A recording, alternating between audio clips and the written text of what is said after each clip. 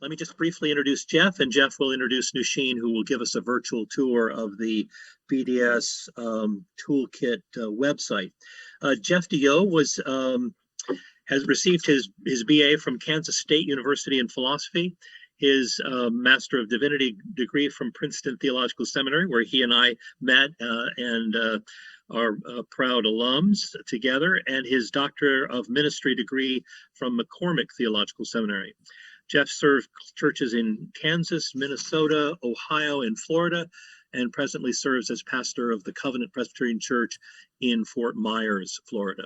Jeff served as the first advocacy chairperson for the PCUSA Israel-Palestine Mission Network for 8 years, did amazing work through that organization as the denomination was wrestling with and finally did approve divestment. And then as its moderator for 4 years, also great service there. Following this, Jeff has served with the global Kairos organization of the World Council of Churches and helped lead a team in the development of the BDS Toolkit. Jeff was recently elected to serve on the PCUSA Advisory Committee for Social Witness Policy. Jeff, it's good to see you again, and welcome to our webinar. Thanks, Mark. It's great to be part of this webinar, and it's an honor to be on the same panel with Omar. And I just want to share that I had the opportunity to meet Omar over a decade ago in Beit Sahur.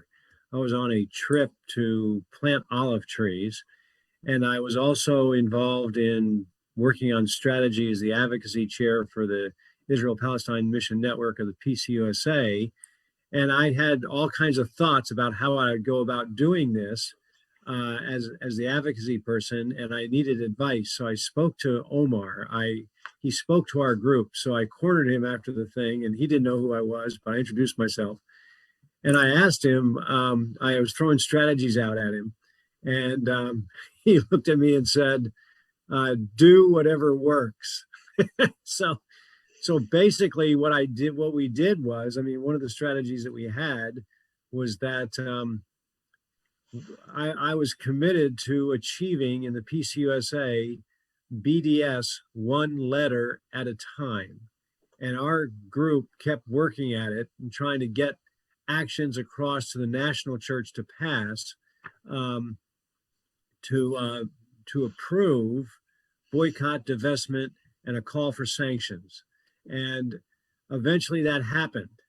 So we got BDS one letter at a time. And I thank Omar for his insight and his input. It wasn't just that meeting in Beit Sahur, but I was in contact with him later as well. So we're going to talk about how the BDS Toolkit came together.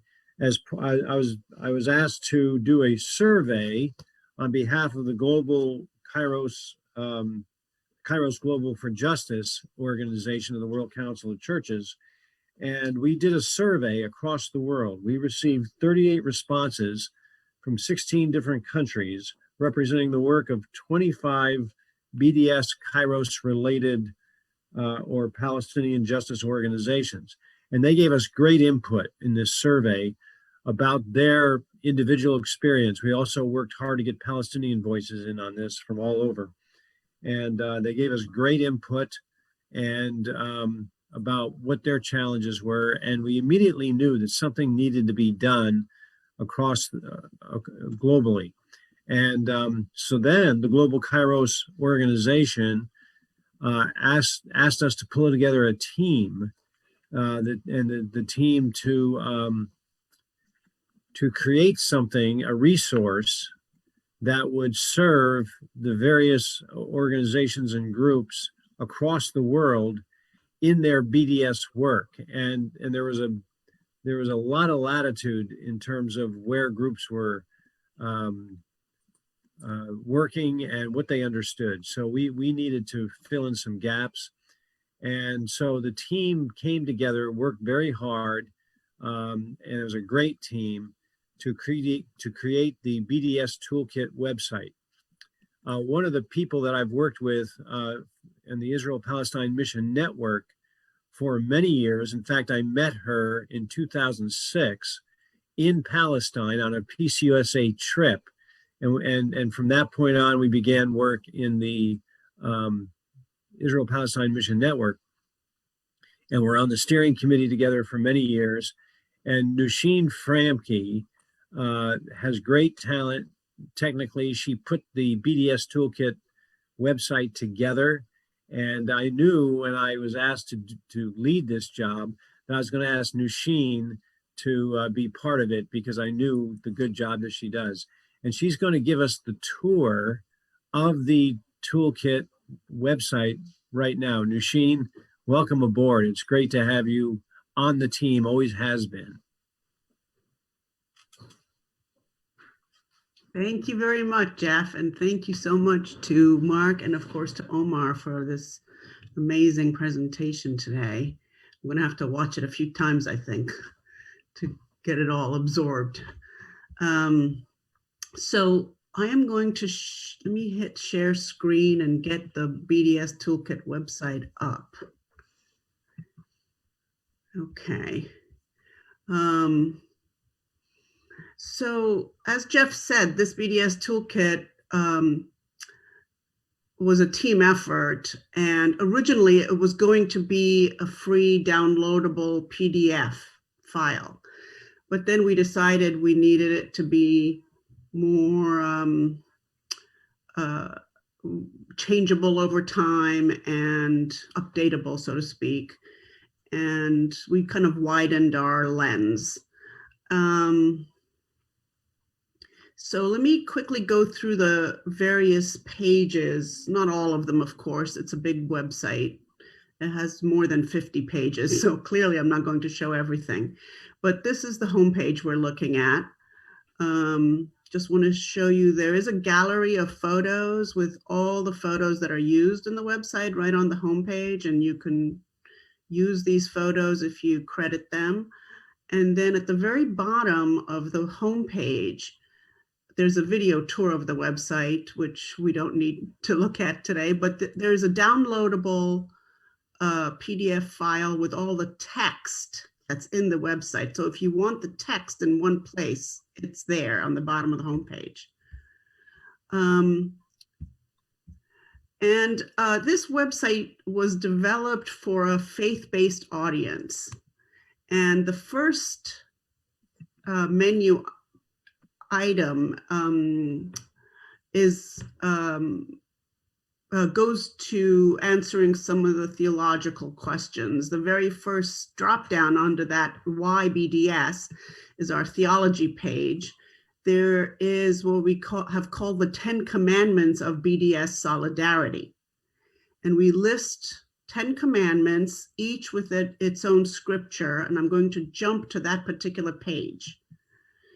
Each of these commandments of solidarity starts with a scripture reference and then talks about why that is important.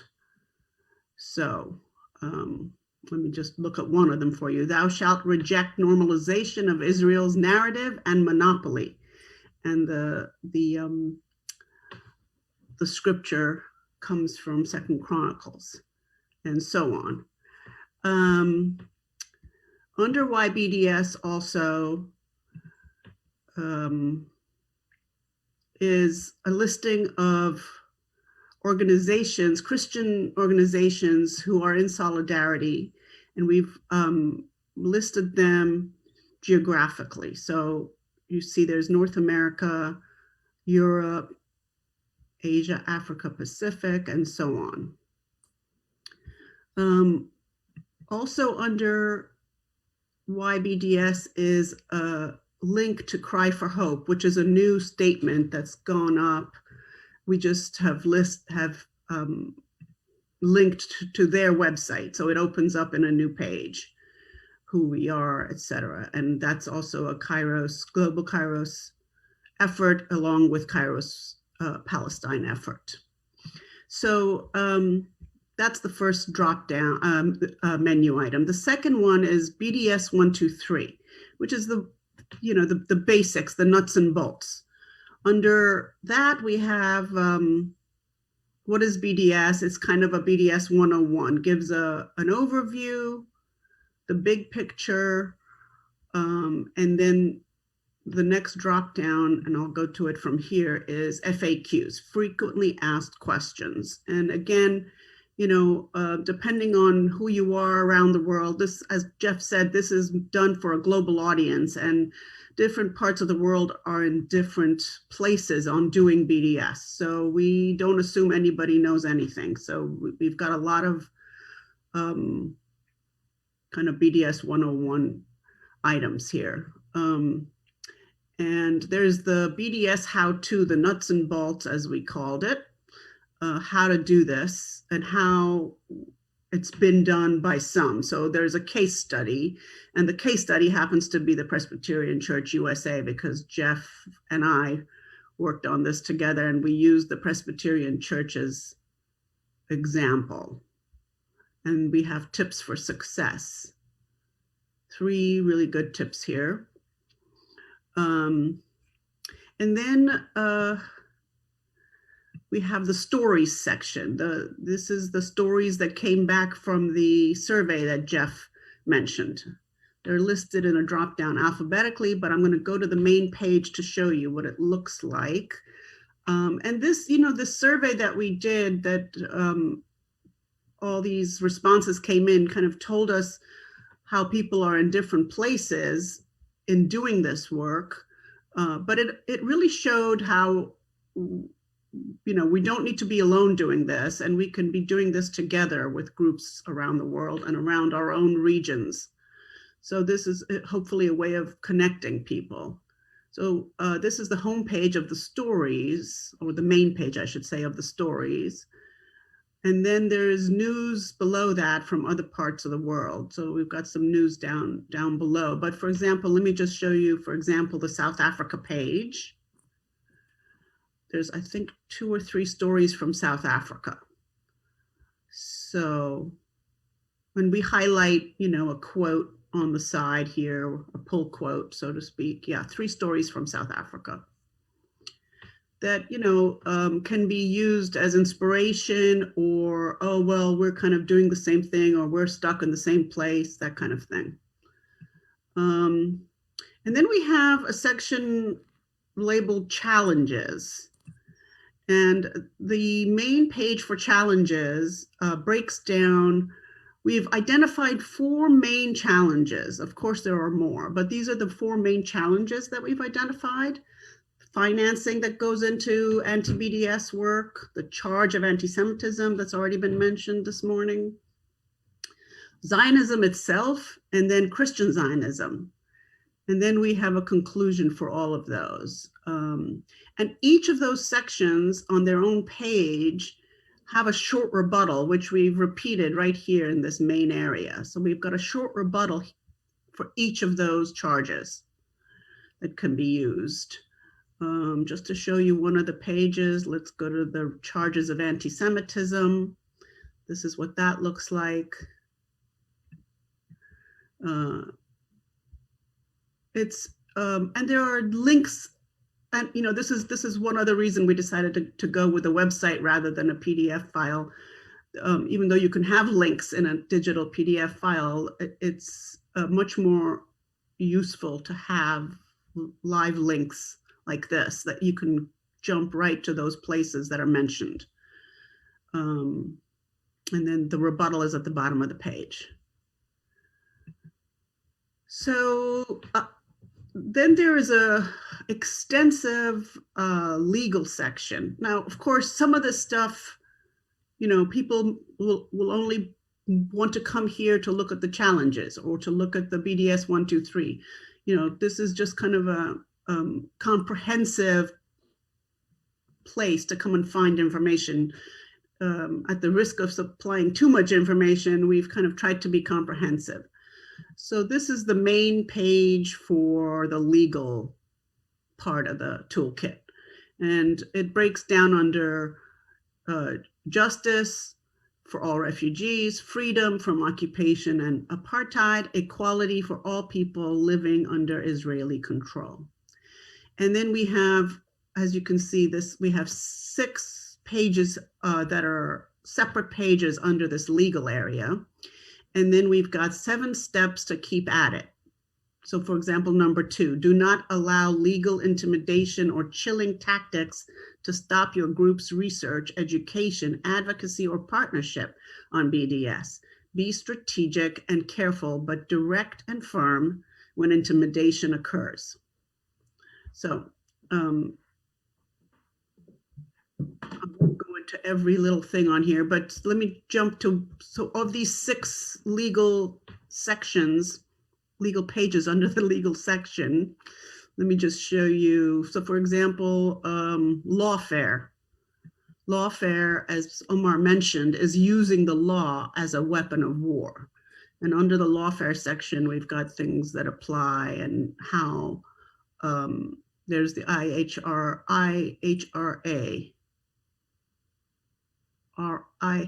IRHA definition that was talked about. So it's very comprehensive, the legal section. And hopefully, you know, the things that people need to find out about will be there. And then we've got a vocabulary section, which is it's a glossary like the end of a book, but very specifically curated words that for some people in the movement, you know, they've been using these words a long time. But for some who are new to this, this is a way of showing them these particular words like complicity, divestment, exceptionalism, ethnic cleansing, impunity. So, you know, there's a list of words in this concept, Zionism is settler colonialism, are listed under this vocabulary page. And there's only 2 more sections. The resources, I won't show you, that it's just a list of more resources, but the videos page is important because we've, again, carefully curated specific videos. I think there are 12 videos. Yes, 12 videos. Quite short. Most of them are quite short, that cover different strategies, tactics, concepts. So for example, we have here one example of grassroots success, and it's city council in France. And it shows the conversation that was had at the city council. And it can be used by other city councils to do the same, or groups that are advocating to make change at city council level. There's one here, the money behind the anti-BDS groups within US churches. And this shows how the Israel Action Network funded and organized and choreographed the anti-BDS efforts within the Presbyterian Church USA, the Methodist Church, and so on. And they talk about funding the efforts of within those churches by church members, but the funding came from Israel Action Network, which is funds from Israel. And so, and there's more different short little videos that can be used by you know, new groups, church-based groups, and so on. So I'm going to jump back to the homepage, and that's the little tour of the toolkit. The toolkit that was launched last November on yeah. Thank you. I'll stop sharing.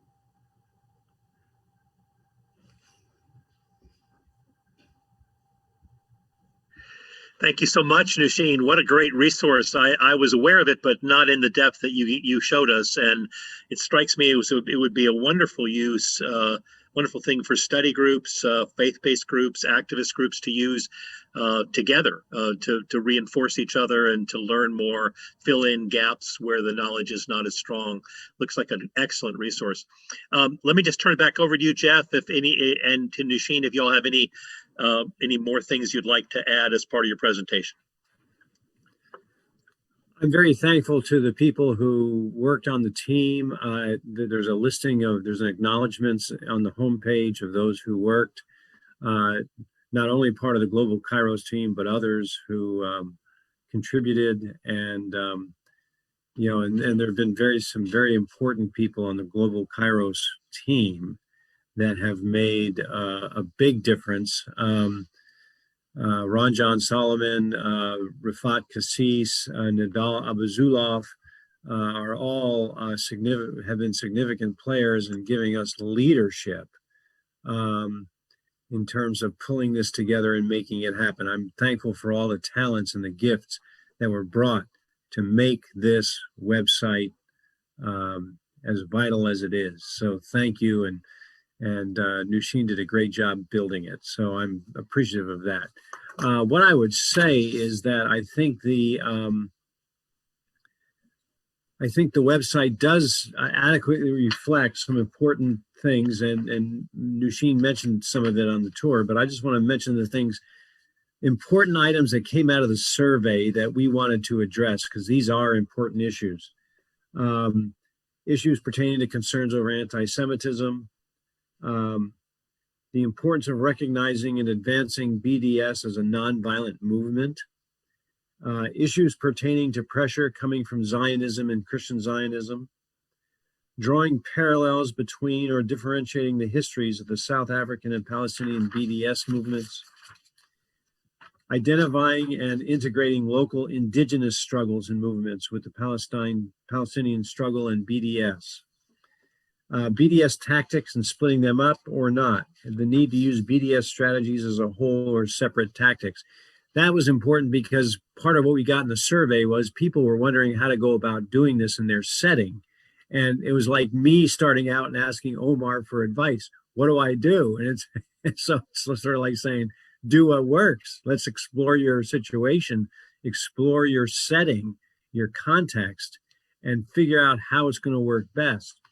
Another item that's reflected on is the importance of ecumenical and interfaith initiatives, which I know the Presbyterian Church USA has been very involved in through the Israel-Palestine Mission Network. We've had a lot of ecumenical and interfaith activities doing this work. Creating strategies for dealing with governments that support Israel in spite of violations of international law. Recognizing the lack of understanding of the Palestinian context and history, and creating good educational resources and experiences to that end.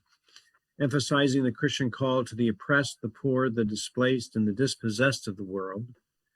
Drawing parallels between many different colonial enterprises in global history and today. And getting to know and working with Jewish and Israeli justice groups. That's been a very important asset for the work we've been doing. So those are some of the items that came out of the survey that we were encouraging groups across the world to engage.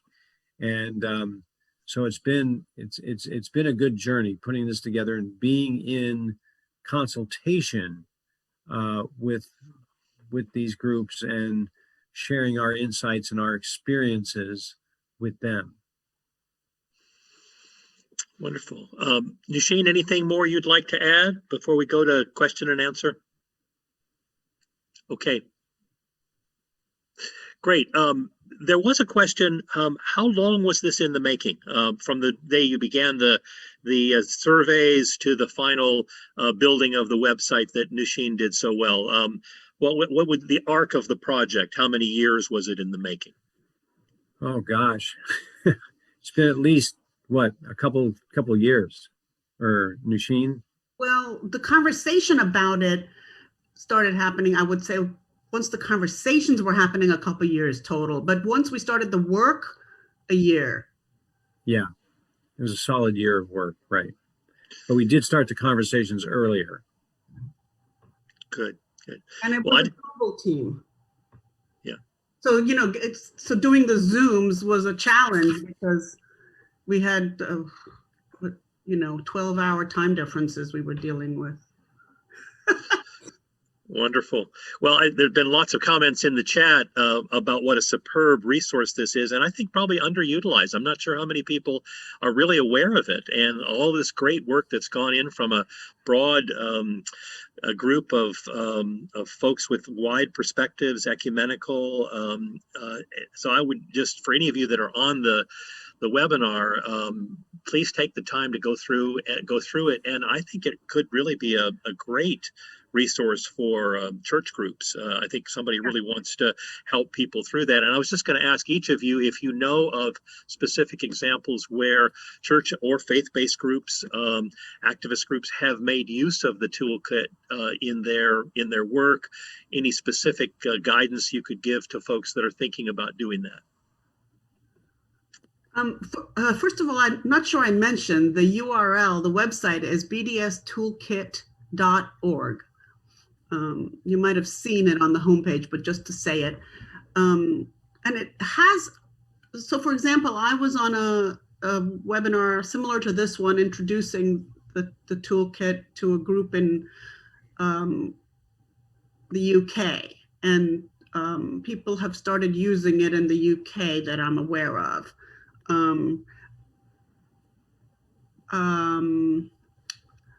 don't know, Jeff, if you have been talking to anybody in other places that are using it, but the point being that, of course, the BDS movement's own website has a wealth of information, and that we didn't need to recreate that, obviously, but we were aiming to equip faith-based groups with this, which is why theology. Oh, and I forgot to mention, we also have a full-length paper, theology paper by David Wildman of United Methodist Church, available for download. The theology for BDS, theological rationale for BDS. So yeah, it's different and new in that it's trying to equip faith-based groups. Either activist groups or a particular congregation, specific one congregation. But no, I don't have information back. I'm not the right person to give you the answer of who is using it. Unfortunately, I would have to get that from Palestine. I'm not aware of that either. So there is a connection to a Facebook page right on the home page of the toolkit. There's a link to a Facebook page for Global Kairos, and there's solidarity information at the Facebook page that maybe you can connect to other groups that way. That's the idea. Great. Let me just ask Omar if you have any comments about the BDS toolkit, what you see as its main value, and any thoughts you have about how it could be used to help advance the BDS movement. Well, I think it's a great toolkit, actually. I really appreciate the breadth of the information in it and how pinpointed a lot of it is.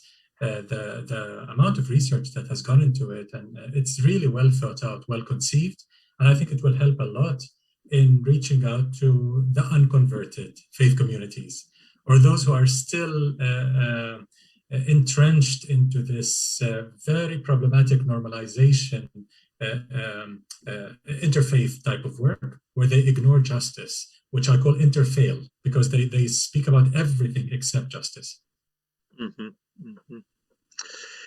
I just wonder too, I haven't looked at the site to be sure about this, but Yusheen, you would know, is there a place for groups who've used the site to comment on it, so that you could build a sense of who's using the site, what their experience of it has been, almost kind of a Yelp thing? And of course you'd have to monitor that, but if you get really good comments from groups that have found it helpful, that's helpful for other groups that come along and see, oh, it's been used in this capacity and it was helpful. Do you know, is that part of the thinking of the website? Well, that's basically what you're, I think, describing as a forum. Yeah. And we don't have a forum. We could easily add one, technically speaking, but the problem is the moderating part of it. Somebody has to be moderating it constantly. Right. Constancy, that is the issue. So we haven't gone there, but I think Jeff and I can take this to the others, and it's a good idea. It's just, it needs staffing. Yeah.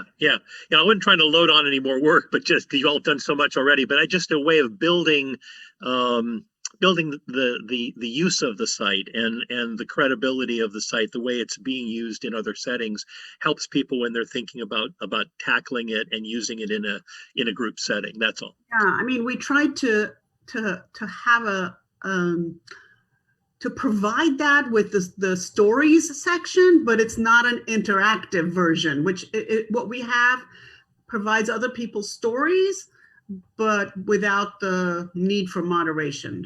But you know, maybe that down the line, that's what we need to do to make it better. Excellent. Okay. Thank you both so much for all the work that's gone into this and that very valuable tour that you led us through, Nushin. It was great. Let me just see what other questions may be in the chat. A lot of people saying they really have liked it. Here's a suggestion. Perhaps you could add a contact us section and request feedback with permission to post quotes, things like that.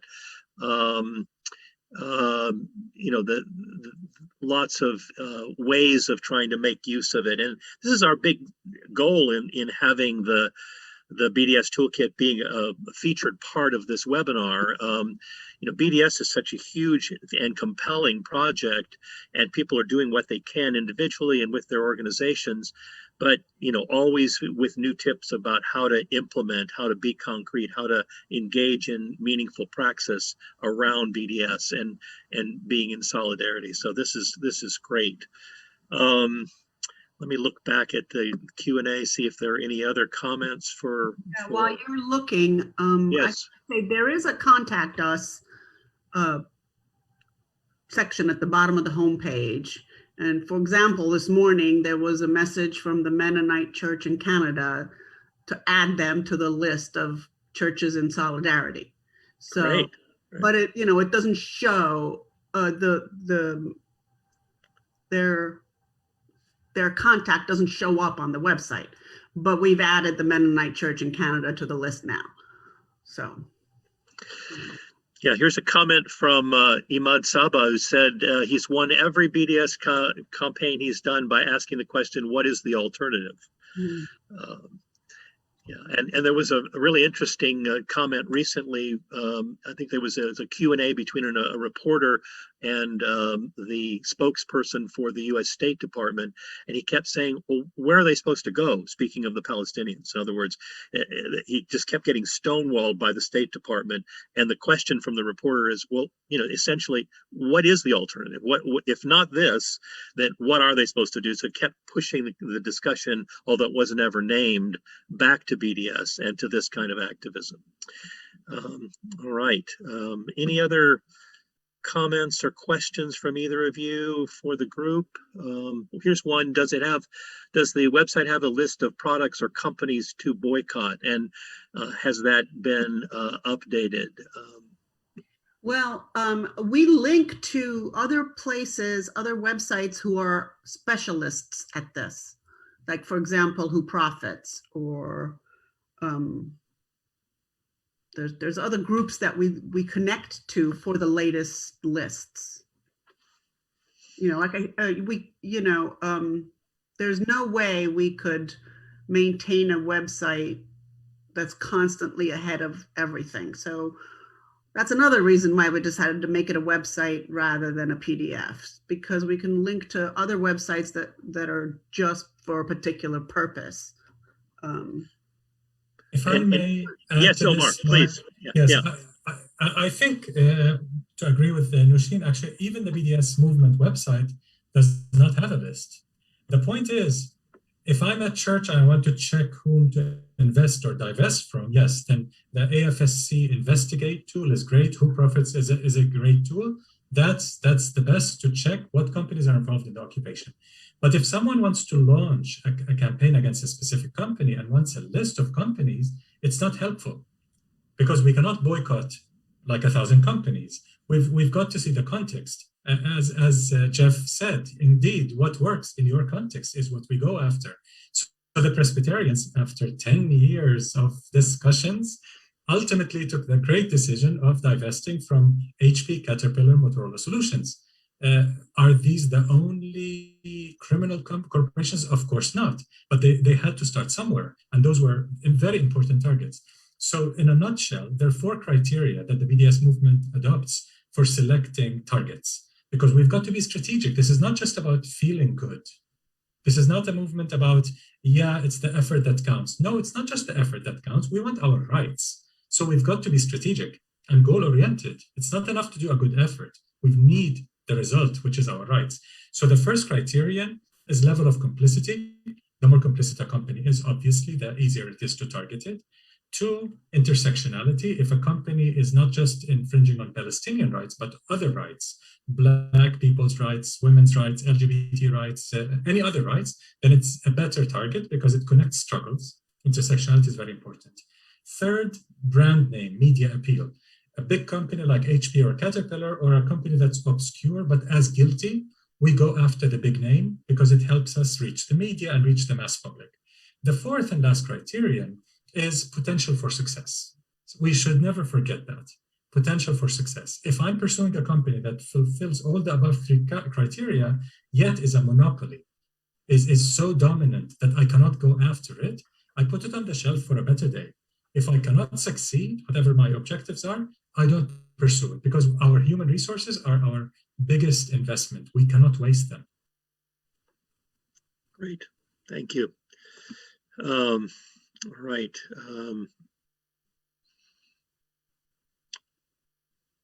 Here's a question for you, Omar. Have you had a conversation with Jim Zogby of the Arab American Institute?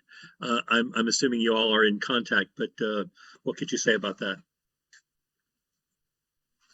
I'm sorry, about what exactly? It doesn't say. The question does not say. Just I guess interfacing with Jim Zogby and his work with the Arab American Anti-Discrimination Committee and its efforts. No, the Arab American Institute. Yeah, the Arab American Institute and Jim Zogby invited me to that 2017 tour of the United States, actually. So they were very involved when the Trump administration banned me. They were very much involved in defending my right to be there. And of course, Jim Zogby has been defending Palestinian rights for decades. He's been involved in the Democratic Party and outside the Democratic Party for decades. So, of course, they play an important role. All right. Let's see. Check and see if there's another one here. Someone was asking about Abby. We all are wondering why Abby is unable to join us, and hope that maybe she can still get on. But while we're talking about Abby, there certainly has been a lot of interest in resisting the anti-boycott laws. You referred to that in your presentation.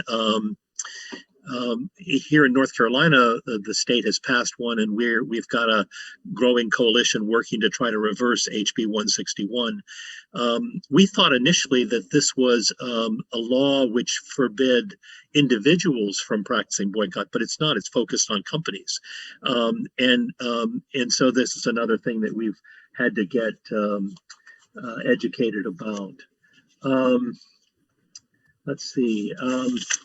Let me also ask Omar what you would have to say about, well, I guess we could call the persistence of the oppressive mindset. I mean, those of us that have been working in our own way to try to resist white supremacy in this in the American context, now see, the state of Georgia passing these sweeping voter discrimination laws, and the picture of the governor signing had a slave plantation in the background, all white men standing over the governor while it was being signed. And it just seems there's a huge crackdown coming, or an attempt to sort of harden this oppressive mindset, and you've certainly experienced that in the Israeli context. What would you say about what have you experienced and discovered as the most important things for continuing a struggle against a deeply entrenched oppressive mindset over time? Well, I think there's so many experiences of struggle around the world that give us hope. The Black Lives Matter movement gives us, all of us around the world, a lot of hope. Despite 400 years of oppression of African Americans, Black Americans, they continue to struggle. They continue to fill the streets with their justice, racial justice struggles. And finally, they're making an impact. They're affecting politicians. They're impacting city councilors, Congress people, and so on. So finally, they're starting to impact policy. It's not just a grassroots movement any longer. That gives us enormous hope. I think the main point is oppressors really try to colonize our minds with despair that we have hegemonic power. It's impossible to resist us. So you might as well live with oppression, adapt to oppression. We'll give you some bones, we'll throw you some bones and just adapt to that. You just have to live with that. And it's very easy to fall into that because you are the weaker party and they are truly hegemonic, truly powerful. But when we say that our moral strength is even bigger than their physical strength, we're not being romantic, we're not being idealistic. We have seen how moral strength translates into strategic plans and campaigning and hard work. I mean, it's not enough to be right. Being right morally is extremely important. It's a necessary condition, but it's not a sufficient condition. You've got to translate right into campaigning to achieve justice. Without the campaigning, being strategic, being goal-oriented, being connected with large networks, united with other struggles, it's impossible to win. But we extract hope from every success we get, and we celebrate the successes despite the overall dim picture. So in this dim picture of COVID-19, ongoing oppression, and so on, Israel's apartheid, we continue to extract hope from everything we achieved. Just a few weeks ago, the New Zealand Sovereign Fund divested from all Israeli banks because they're listed in the UN database of companies involved in the settlements. We celebrate that victory and we push Norway to do the same, and we push the Netherlands to do the same, and so on. We push the churches to do the same, to go beyond HP, Caterpillar, and so on. So that's the main source of strength, is not just being morally right, but having hope based on real campaigning on the ground, real strategic thinking on the ground. Yeah, it sounds like celebrate and agitate all at the same time. Never Yes. stop the celebrating or the agitating. Yeah, that's very helpful. One of the things that we in the Presbyterian Church believed in and kind of pushed for, and then we hope with this website we're going to affect other churches to do, is not just to go for a clean hands policy, but as churches, we are morally obliged to make change. We don't want to just have clean hands. It's not enough to just have clean hands. We would say this without hesitation on other issues. But with this issue, it's harder to see that, hey, it's not enough to have clean hands. You've got to change policies and bad behavior of corporations. And then by doing that, you change public opinion, which is the point. And, when public opinion changes, that's when you reach the tipping point, which is how it happened with South Africa. Public opinion changed, and then banks and governments had to go with public opinion. Mm-hmm. I would agree with Nushin. I think one of the keys to this work in our context is simply to make noise. This was not an issue in the Presbyterian Church USA until we started making noise. And you can't be afraid of the blowback that comes from making noise. For instance, someone in the chat asked the question, have people had any success in getting letters to the editor published in newspapers and etc.? I got a story that goes with that.